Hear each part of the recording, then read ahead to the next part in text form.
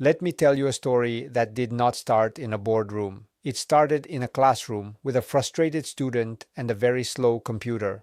Melanie Perkins was 19, studying at the University of Western Australia and teaching design part-time. She watched smart students struggle for hours just to move a text box or export a simple poster from professional design tools. The software was powerful, but the experience felt like flying a plane just to write a birthday card. One day, she had a simple thought. What if design did not feel this painful? What if anyone could create something beautiful in a few clicks? That question would not leave her. Melanie did not have a big team, a famous surname, or a background in Silicon Valley. She had her boyfriend Cliff, a tiny budget, and her mom's living room as an office. Together, they launched their first business, Fusion Books, an online tool that helped schools create their yearbooks in a much easier way. Cliff cold called schools, their families helped with printing, and step by step that small idea became the largest yearbook company in Australia and expanded to other countries. But Melanie's real dream was even bigger. She wanted to make design simple for everyone on the planet, not just for schools. When she started pitching this vision to investors, the reaction was brutal. Some said the market was too crowded.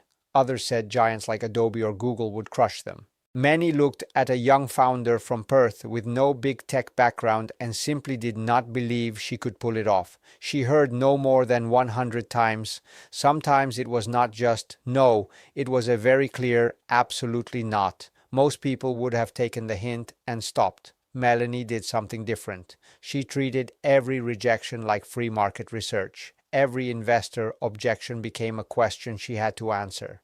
Is the product simple enough? Is the market big enough? Is the team strong enough? She adjusted the pitch, refined the prototype, and kept showing up, even when the money was almost gone and the stress was enormous. She even learned kite surfing to attend an investor's strange networking events, because that was the door that existed, so she decided to walk through it. Then came a turning point.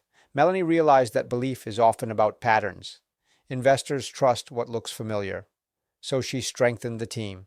She convinced Cameron Adams, a talented engineer who had worked at Google, to join as a co-founder. The vision was the same, but now there was visible technical firepower behind it.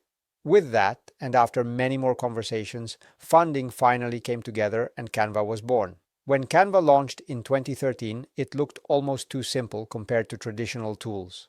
Drag and drop, templates, instant collaboration in the browser. Critics joked that it was designed for people who did not know design. That was exactly the point. Melanie was not building for experts. She was building for everyone who had a message but no training. The result, today Canva, is one of the most widely used design platforms in the world, valued in the tens of billions, with a global community that ranges from students and teachers to small shops and massive brands. But the real lesson is not the valuation. The real lesson is what happened between the first idea and the final success.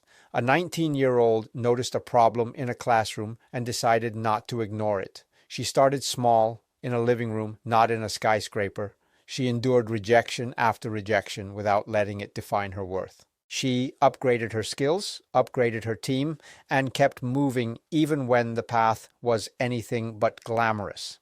So here is what you can take from Melanie's story. First, your idea does not need to be born in the perfect place.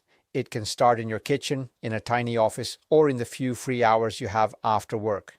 Second, no is not a final verdict. It is data.